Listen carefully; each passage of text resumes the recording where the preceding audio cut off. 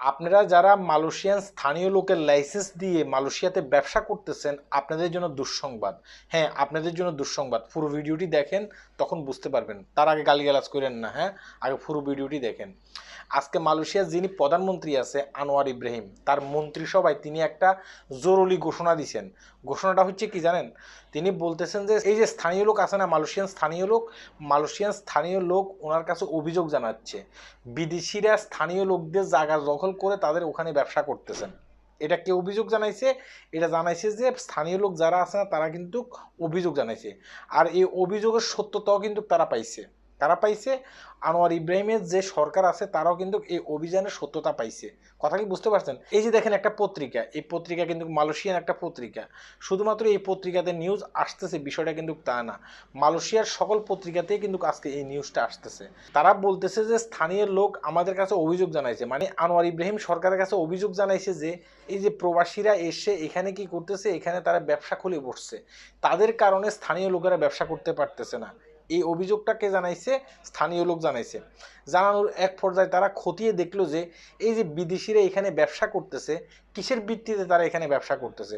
তারা দেখতেছে যে স্থানীয় লোক যারা আছে তারা লাইসেন্স নিয়ে আসে, সরকারের কাছ থেকে লাইসেন্স নিয়ে আসে, এই লাইসেন্স তাদের কাছে বিক্রি করে। অর্থাৎ কেউ মাসিক চুক্তিতে বিক্রি করে, কেউ আবার দেখা গেছে কি বছর চুক্তিতে বিক্রি করে। মানে মালিক থাকবে যে ইয়ার কি স্থানীয় লোক, ব্যবসা করে যাবে যে এই যে ফরেনার আর কি, তারা ব্যবসা করে যাবে। এই বিষয়টা কিন্তু মালয়েশিয়ান সরকার বুঝতে পারছে। বুঝতে পেরে কি করছে, তারা বলতেছে যে যারা স্থানীয় লোক আছে তারা যদি বিদেশিদের কাছে এইভাবে মাসিক চুক্তিতে কিংবা বছর চুক্তিতে লাইসেন্স বিক্রি করে, তাহলে দেখা গেছে কি তাদের লাইসেন্স বাতিল করা হবে এবং কি তাদেরকে শাস্তি দেওয়া হবে। মানে কাকে? যারা স্থানীয় লোক আছে, যারা বিদেশিদের কাছে তাদের লাইসেন্স বিক্রি করতেছে, তাদেরকে কিন্তু শাস্তি দেওয়া হবে এবং কি বিদেশি লোকদেরকেও শাস্তি দেওয়া হবে। কি কি শাস্তি দেওয়া হবে আমি বিস্তারিত কমেন্ট বক্সে কিন্তু দিয়ে দিছি, সেখানে গিয়ে বিস্তারিত আপনারা দেখে আসতে পারবেন। এখানে বলতেছে যে বিদেশি লোকদেরকে বেতের আঘাতও হতে পারে, মানে তারা যদি গুরুতর অপরাধ করে থাকে তাদেরকে বেতের আঘাতও দিতে পারে এবং কি দেখা গেছে কি তাদেরকে সারা জীবনের জন্য ব্ল্যাকলিস্ট করতে পারে। অর্থাৎ সে দেশে গেলে আর কখনো মালয়েশিয়াতে ঢুকতে পারবে না এবং কি তার দোকানে যখন অভিযান চালাবে তার দোকানের সমস্ত মালামাল তারা জব্দ করবে এবং কি টাকা পয়সা যেটা আছে সেটাও কিন্তু জব্দ করবে। কথা কি বুঝতে পারছেন? এভাবে কিন্তু অনেকগুলো বিষয় নিয়ে কিন্তু তারা বলছে, আমি বিস্তারিত সেখানে দিয়ে দিছি, আপনারা গিয়ে দেখে আসবেন। এটা আমার কথা নয়, এটা হচ্ছে যে মালয়েশিয়ান পত্রপত্রিকার কথা এবং কি আনোয়ার ইব্রাহিম ডাইরেক্ট এই কথাগুলো বলছে। তাই আমি আপনাদেরকে বলবো, আপনারা যারা এখানে ব্যবসা করতেছেন খুবই সাবধান। যদি সম্ভব হয় এখন ব্যবসা বাণিজ্য বন্ধ রাখাই উচিত।